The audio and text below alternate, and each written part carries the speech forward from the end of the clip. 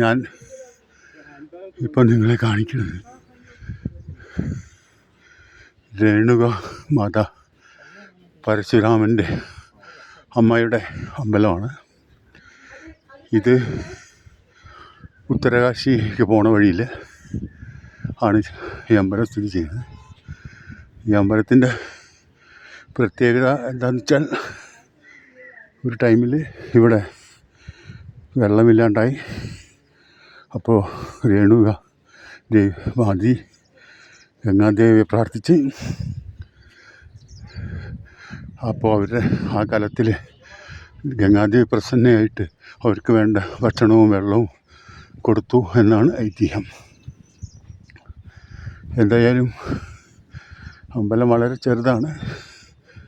പക്ഷേ ഇത് വെച്ചിരിക്കുന്നതും സ്ഥിതി ചെയ്തിരിക്കുന്നതും വളരെ സുന്ദരമായൊരു വില്ലേജിലാണ്. നിങ്ങൾക്ക് കാണാം, ഉത്തരാഖണ്ഡിൻ്റെ പ്രകൃതി ഭംഗി നമുക്ക് പറഞ്ഞറിയിക്കേണ്ട. എല്ലാം കൊണ്ടും ഒരു പുണ്യഭൂമി, ദേവഭൂമി എന്നാണ് ഇവർ വിളിക്കുന്നതിന്. എന്തായാലും ഇതെല്ലാം കാണാൻ സാധിച്ചു.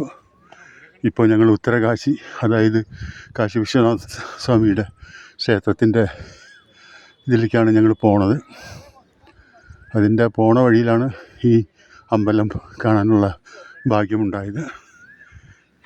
എല്ലാം ദേവിയുടെ കടാക്ഷം, കേദാർനാഥ് ബാബയുടെ ആശീർവാദം.